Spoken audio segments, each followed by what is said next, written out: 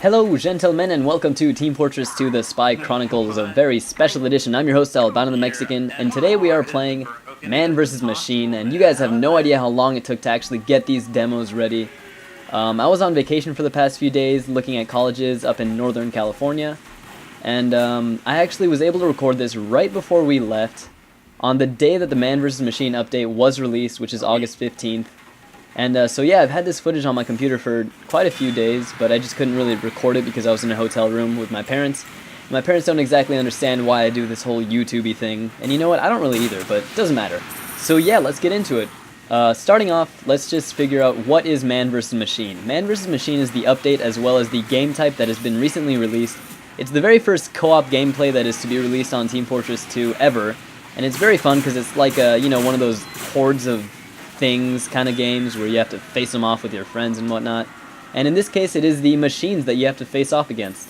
And all the machines are actually based off of the characters in the game, all 9 of them. And I'm going to be playing as a spy. I'm going to be showing you exactly how you can survive as the spy while playing the Man vs. Machine game mode.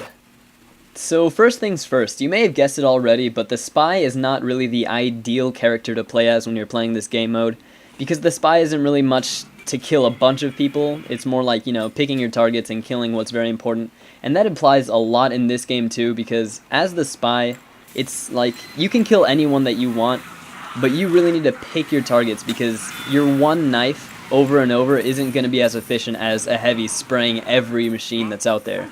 So yeah, as the spy, really pick out your targets. I'd specifically choose to stay away from the scouts because they are not easy to kill as the spy. It's just kind of a waste of time running at them. I would really focus attention on the heavies because the heavies are slow and you can get behind them, and they're one-hit kills for the spy, and that's the only character that can get a one-hit kill on the heavy. All the other people, heavies, soldiers, pyros, it takes them a long time to kill the heavies. So yeah, I highly recommend that you guys always go for the heavies. Now, in terms of loadout, there are only really 2 knives that are viable in this game type.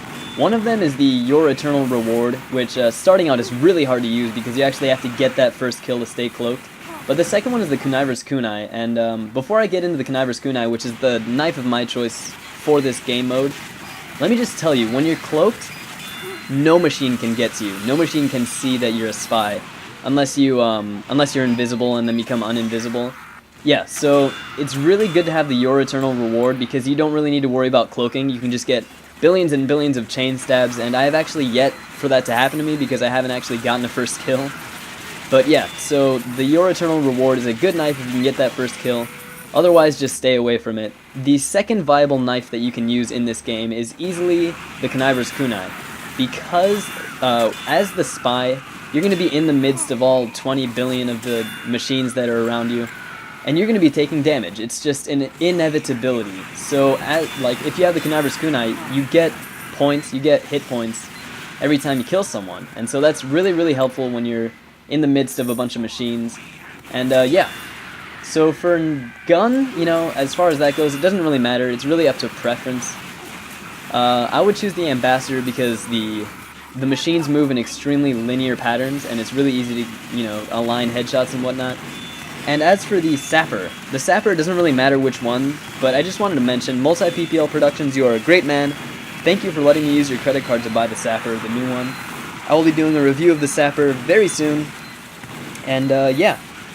So yeah, back to the Sapper. As a spy, you really cannot neglect the Sapper because it's extremely useful when you're trying to destroy those bomber anti-sentry things. I don't really know what they're called, but yeah. Those things are great against them, and they're really great against giants, because the giants move very slowly, and they have a lot of hit points. And if you have the Sapper on them, they move even slower, and they take damage. So yeah, whenever you get the chance, use your Sapper, and it will probably come out to your advantage. One more thing that I wanted to mention about the Spy and Man vs. Machine is the monetary system in the game. When you collect money, it goes towards the entire pool that every person gets. Everybody gets the same amount of money. It's up to them how much they spend or what they spend it on.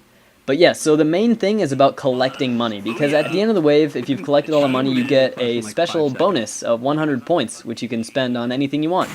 So yeah, as the spy, since you're in the midst of the action, amongst all the carnage of metallic pieces and whatnot, you need to get the money, because the money is very important to your team and it's very important to you.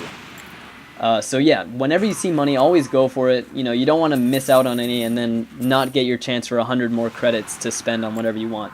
And in terms of spending on things, I would highly recommend that you get the health regeneration upgrade as the spy, because you know, you don't want to worry about losing damage all the time, and the health regeneration is like a pocket medic that you don't need to worry about. He's just kind of always there for you.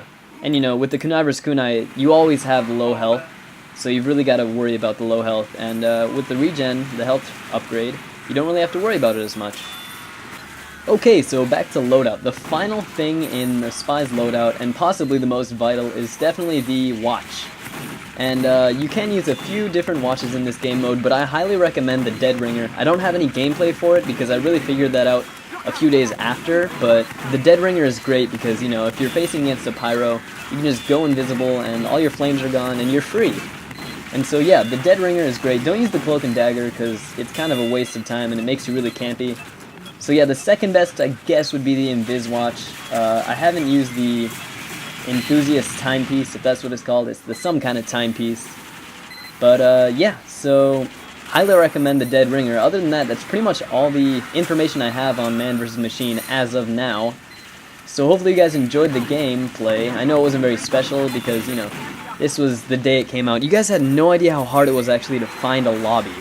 Like me, Multi-PPL Productions, we were waiting all day. We basically wasted an entire day just looking for lobbies, waiting for the actual thing to come out. We waited for midnight.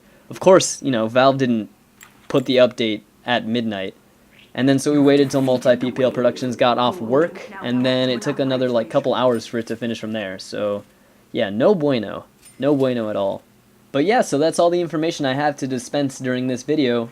Hopefully you guys enjoyed watching. More TF2 The Spy Chronicles, probably going to be live next time. I'm coming at you guys. And yeah, so I'm going to be playing this game. Until next time, this is your host Albano the Mexican, signing off.